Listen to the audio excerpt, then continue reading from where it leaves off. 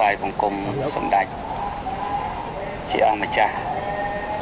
គ្រប់ព្រះអង្គដោយសេចក្តីគ្រប់និងដោយសេចក្តីកោតក្រែងខ្ពស់សូមក្រាបថ្វាយបង្គំចំពោះព្រះមន្ត្រីសង្ឃព្រះរាជាគណៈព្រះថេរានុថេរៈគ្រប់ព្រះអង្គដោយសេចក្តីគោរពនិងដោយសេចក្តីកោតក្រែងអាត្មាភាពសូមចម្រើនពរចំពោះសម្ដេចទ្រង់ឯកឧត្តមលោកអគ្គញាលោកស្រីប្រជាពុទ្ធបរិស័ទទាំងក្នុងនិងក្រៅប្រទេសដោយសេចក្តីរាប់អាននៅក្នុងព្រះធម៌នៅថ្ងៃនេះខ្ញុំព្រះករុណាអាត្មាភាពបានថតវីដេអូនេះគឺជាវីដេអូចុងក្រោយនៃការតាំងនៅភេទជាបព្វជិតខ្ញុំបកករណាអាត្មាភាពនឹងលាចាកសិក្ខាបទនៅថ្ងៃនេះគឺប្រមាណជាម៉ោង 8-9 ព្រឹកនេះឯងដូច្នេះដំណឹងនេះក៏ចាត់ទុកថាជាការប្រកេននិងជូនដំណឹងដល់ព្រះសង្ឃគ្រប់ព្រះអង្គទាំងអស់នៅក្នុងពុទ្ធសាសនាមណ្ឌលនិងជូនដំណឹងដល់ពុទ្ធបរិស័ទ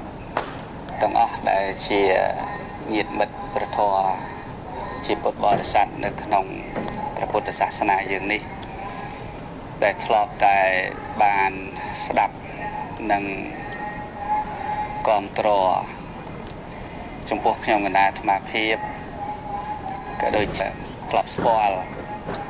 ខ្ញុំកណ្ដាលអាត្មាភាពតាំងតែពីការសម្ដែងពធទេសនា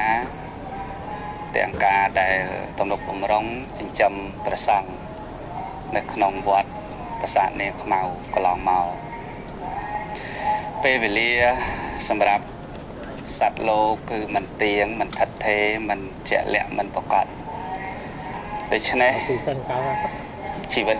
ជាបព្វជិតរបស់ខ្ញុំកណ្ដាលអាត្មាភាពក៏មានកាលវេលាមិនទៀងមិនថិតថេរមិនប្រកបដូចគ្នាហើយមានបួសគឺប្រកបជាមានសឹកខ្ញុំកណ្ដាលអាត្មាភាពបានសាងភ្នោះតាំងពីអាយុ13ឆ្នាំចូលក្នុងពុទ្ធសាសនាបច្ចុប្បន្ននេះគឺអាយុ40ឆ្នាំគត់ហើយជីវិតប្រភ្នោះមានរយៈពេល27ចូល28ឆ្នាំនេះខ្ញុំបកករណាអាត្មាភាពពិតជាព្រះគុណដ៏ក្រៃលែងចំពោះ